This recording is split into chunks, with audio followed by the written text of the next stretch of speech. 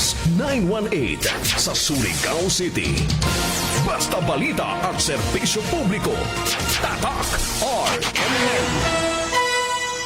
Oras na alas 7:45. Buo ang integridad sa pagkalap at paghahatid ng mga balita. Walang haka-haka, walang duda. Buo at totoo ang mga balita. Kapag tatak, RMN. RMN News. Diretso Balitang Surigao. Headlines. Sa Diretso Balitang Surigao ng mga radyo man Idol Jojo Ferrol. Idol Gerson Galotera Fuentes. Kwadlaw na Biyernes na, Pitsa 27 sa buyan sa Marso, year 2026.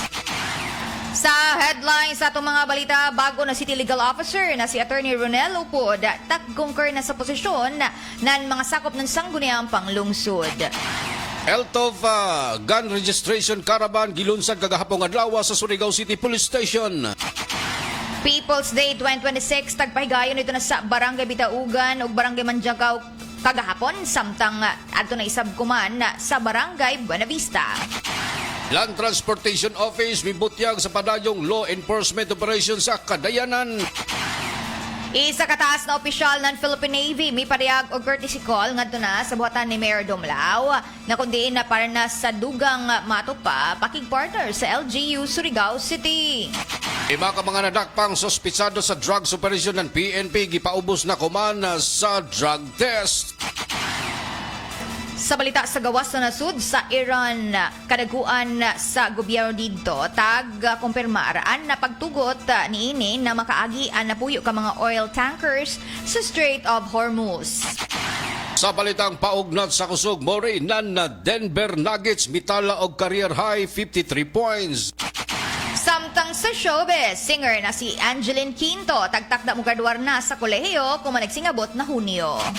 Sa balitang panghibagas, pinakaunang Surigaonong mitaak sa Mount Everest, trending social media.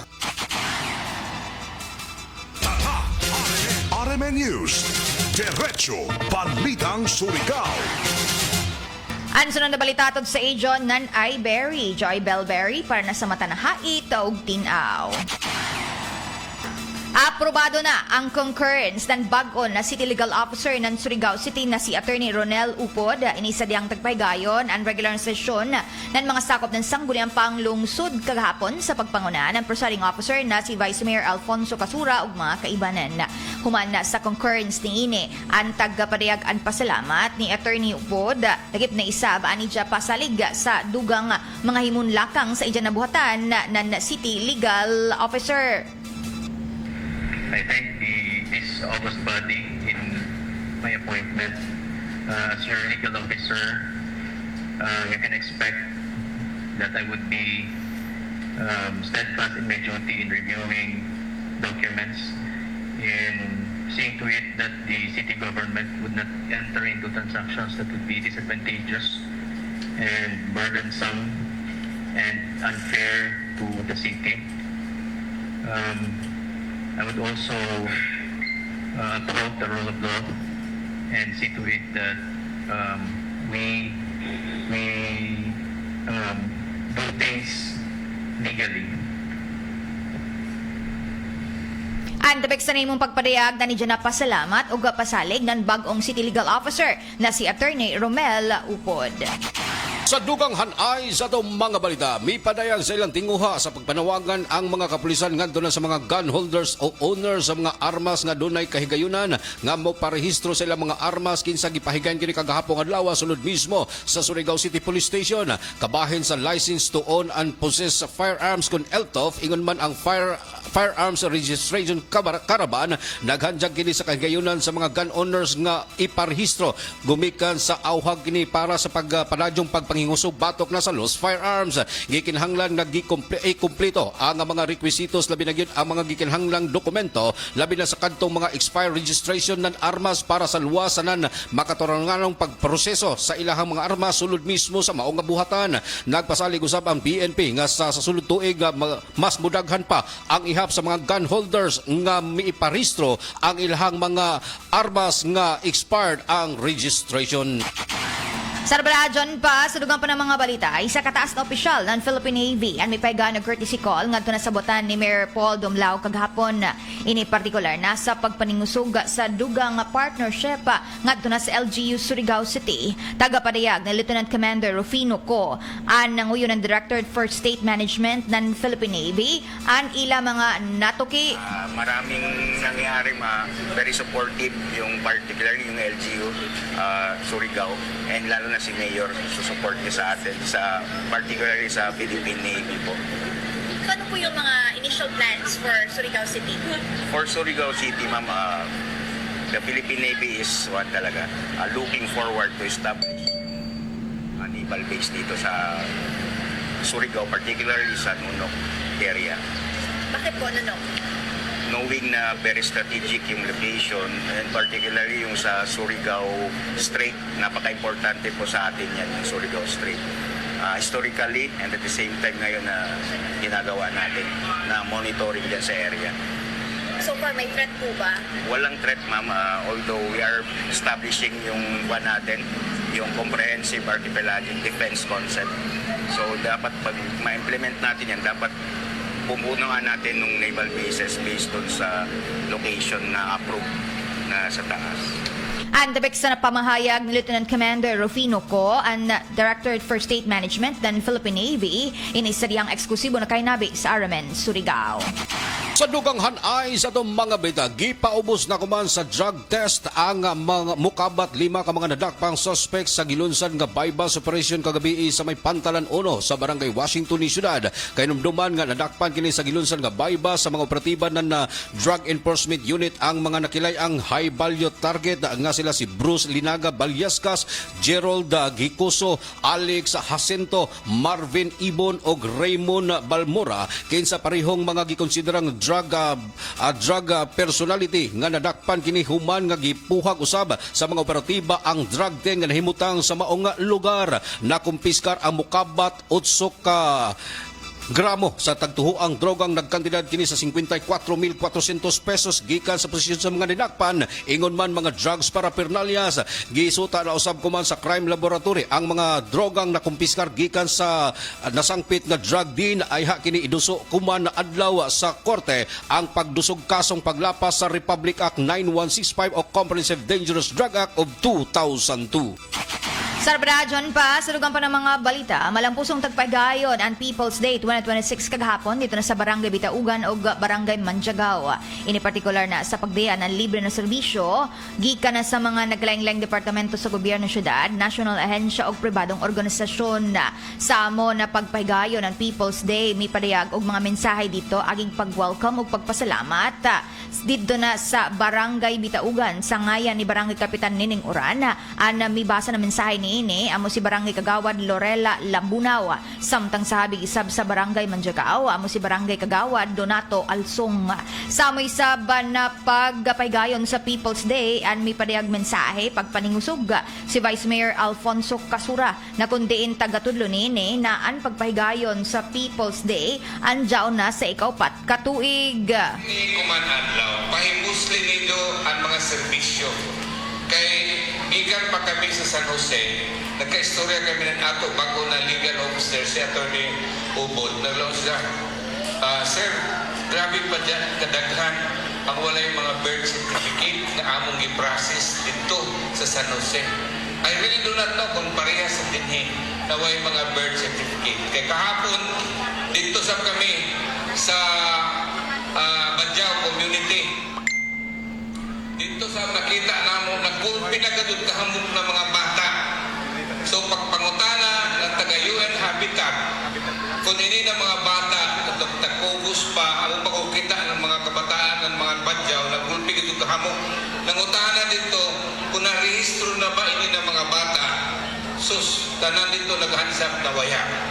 So amo na siguro ang tagaan na ini na paglaong pa preference ng atong Badjao community. Ang depeksa na yung pagpadayag sa mensahe ni Vice Mayor Alfonso Casura. Inisa dihang taghimo ang People's Day 2026 dito na sa Barangay Bitaugan ug Manjagaw kagahapon. Lagip na ija tagatudlo na naiban pa ng mga serbisyo gikan na sa mga naglaing-laing departamento sa syudad angay na matupa gamiton ang higayon ng mga residente para na makatagamtam ang mga ini na serbisyo ug dili na kinahanglan na mukari pa diri sa Surigao City lujos sa nasinati sa Bacoman nakamahal na pamasahe epekto ng pagmahal ng gasolina, krudo, giban pa ng mga produktong petrolyo. Sa amoy saban na pagkabisita, ang tagapadayag dito ang mensahe ni Mayor Paul Dumlawa. Ini partikular na sa isa pagpaningusog sa matod pa pagpahigayon sa amon na aktibidad. Nakadumdum pa ba kamo? Sino man ang first time sino may naka-avail sa year 1? Si may diri atong year 1 nato. Nakakariga mo? Mga senior citizens, di ba? Diri ka mo atong year 1? Ang year 2, si may nakakara year 2. Waya, year 3, diri gabon. Year 4, kuman, diyan kita tanan. Gusto mo ba rin mag year 5? Salamat kasud karado sa izo na pilata katuig sa ato People's Day. Always kasud gihapon kita nagsuporta sa ini na programa.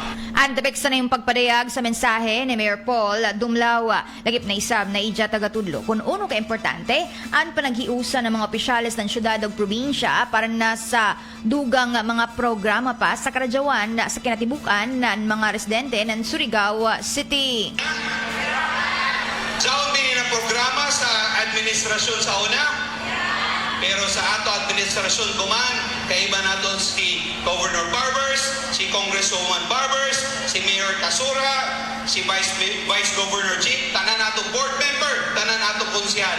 Tungod sa panag-isa nato, na daw ang suporta ng congressman, daw ang suporta ng governor, daw ang suporta ng tanan konseho. Ini kadako na programa, tinuig magbalik-balik diri kay nag-iban ang mga literes ng probinsya sa nasudad ng Surigao. Sa Ijo Barangay diri, nakita na ako sa unang Manjagaw, nakita nato sa unang Bitaugan, sa panag-iban nato ng ato barangay officials. Grabe kadagan, wayay barangay sa intero syudad na wayay proyekto gikan sa syudad sa gikan sa probinsya tungod sa pag-iba nato sa barangay sa nanan syudad. Salamat karazo barangay Manjagaw, tanan barangay Bitaugan. Andugang pagpadayag pa sa mensahe ni Mayor Paul Dumlawa. Kumadlawa an adto na isab sila sa pagpahigayon ng People's Day 2026 dito na sa Barangay Buena Vista.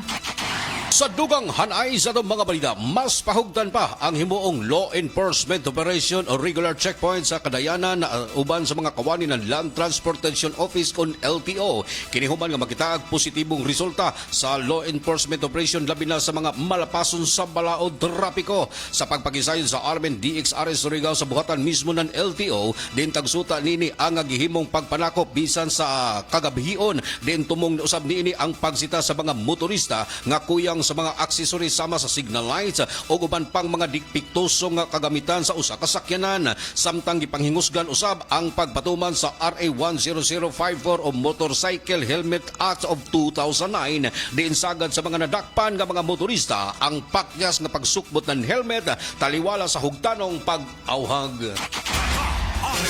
RMN News, Diretso Balitang Surigao. Sa Radyon pa, dragaman sa Diretso Balitang Surigao, sa balita sa gawas sa nasud sa Iran, tagatugutan na sa gobyerno dito ang pagpaagi na napuyo ka mga oil tankers gikan na sa Strait of Hormuz. Tagapadayag ni US President Donald Trump na namo na lakang agig regalo o pagpakita na seryoso sila sa pagignegosasyon dito na sa Iran para matapos na ang gyera. Dugang paniini na una na tagatugutan ng Iran na ang pagpaagi isab ng 8 ka mga dagko ng mga barko na may karga ng mga produktong petrolyo. Samtang sundan pa ini ng duha inihuman ang matupa una na napag-agi ng 8 ka mga barko. Kung kahimduman napadadyon sa pagkuman ang taghimo na pag-pressure ng Estados Unidos ngadto na sa Iran na para na sa pag-aksyon ni sa peace deal para matapos agad ang kagubot dito na sa Middle East. Balitang Sports. Si Jamal Murray mihipos og 53 puntos samtang si Nikola Jokic midugang usab tinig triple-double sa dihang gipildi sa Denver Nuggets ang Dallas Mavericks sa final score 142-135 sa aksyon sa NBA kagahapon adlaw sa Ball Arena Denver, Colorado. Ang 3-time MVP nga si Jokic mihipos og 23 puntos, 21 ka rebounds og 19 ka assist alang sa Denver Nuggets nga mipatilaw sa Dallas Mavericks sa ikalima niining sa gunson nga pildi. Ang Nuggets nagbitbit kuman sa standing nga 46 ang daog 28 ang pildi sikit og nakigadungan usab kini sa Minnesota Timberwolves nga adunay 45 ang daog og 28 ang pildi alang sa ikaupat ning pwesto sa Western Conference. Sa pigasbahen ang Timberwolves nakarecover gikan sa 13 ka puntos nga alkansi sa overtime aron usab nga pildihon ang Houston Rockets sa final score 110-108. Balitang Showbiz. Tagkumpirmar sa singer na si Angeline Quinto na si Ja tagtakda na mutapos na sa kolehiyo kung nagsigabot na Hunyo. Tagatudlo pa niini na una tagsekreto ni Ja gikan na sa ija na banan na si Don Reva Dakina og sa ija pamilya. Amon na good news pero sumaya pa na ija resab gihapon ni taga-butiag an kumpirmasyon na taga-butiag pa ni Angeline na mikuha si Ja ng Business Management major in marketing sa Immaculada Concepcion College. Ini para na ni Ja nadamgo na makatapos sa pag-eskwela an matagan og katumanan. Dugang pa niini na dadako ang nahimong hagit para sa ija ang pagbalanse sa oras sa pamilya lakip na isab sa ija na singing career o pag-eskwela. Hindi gasgas, hindi umatras, medyo madulas. Ito ang Balitang Panghimagas. Garbo kuman sa taga General Luna, Surigao del Norte si Maria Villa Dumagtoy Capos ang pinakaunang Surigao-non nga mitaak sa Mount Everest bag-uhay pa lamang.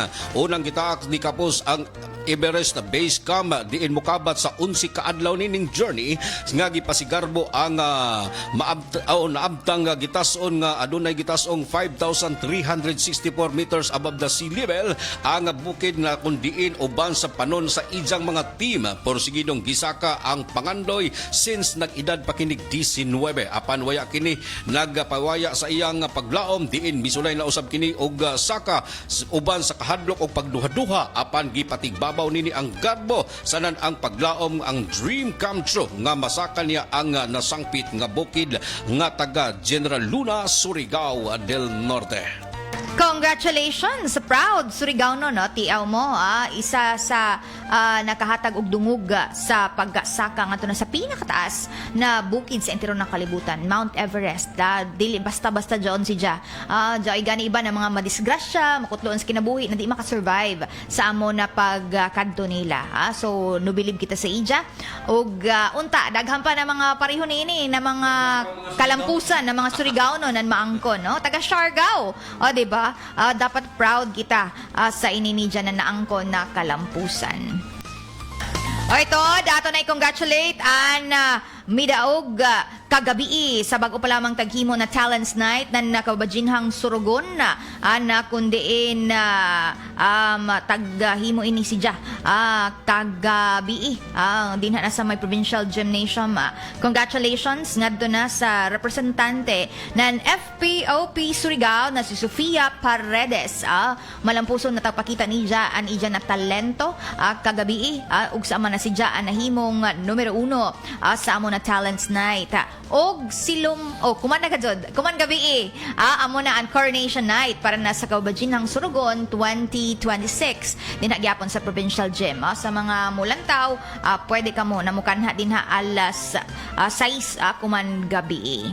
Serbisyo publiko sa kinsa katong mga nakapulit og cellphone nga gipanagidyahan sa usa ka dagalang Mariel Abapo nga taga Purok 3 Barangay Canlanipa nagsakay kinig tricycle kaganinang buntag sa may alas 5 hangtod na kini sa alas 6 antak na sa buntag banang oras sakay kinig tricycle from Borromeo to Espina Street. Ang ijang cellphone natagak sa ijang bag usa ka Tecno Camon 5G nga color green ang maong cellphone gipanagidyahan sa usa ka nagnalang Mariel Abapo of Purok 3 Barangay Canlanipa. Palihog lang turnover sa Armen DXRS Surigao. Dugang pahibalo palihog ko sa mga nakakita usab o nakapulit sa akuhang envelope nga adunay loon nga business permit, ID sa senior citizen national ID labilin sa tricycle nga akong gisakyan kagahapon adlaw palihog na kog uli sa DXRS ang nanawagan si Mr. Carlito Banges o Barangay Rizal. Hoy, salamat sab sa mga padadyo nagsunod sa bakuman sa ato na programa sa RMNDXRS sa Surigao webpage nato kan Joey Castillo lagip na isab kan Tristan Wyatt Gulay kan Emmanuel Latuga na kundiin nagsunod permanente sa ato na programa gikan daw si just sa TCI British Territory si Emmanuel Patuga og lagip isab kan Randy Santesas ato isab suki na si Jing Ilaw. Good morning sa Jonathanan. Good morning usab sa Purok Size Barangay Kagniog sa mga labi na gyud kang Angel Nora Amarilli o Barangay Kagniog daghang salamat sa pagsuporta o pagpaminaw sa mga programa sa RMN DXRS labi na gyud si Evelinda Bicero. Good morning kanyong talandia. Nahala, yan ang mga oras para sa operasyon diri sa ito na programa ang Diretso Balitang Surigao. Sa ngayon, sa ito na kaibanan diri sa control, si J.O. Bataan, inisab ani dyan na Radyo Man Idol, Jojo Ferrol, Idol Gerson Galotera Fuentes. Tatak, RMN! RMN News. Diretso Balitang Surigao. Oras atak, alas 8:05.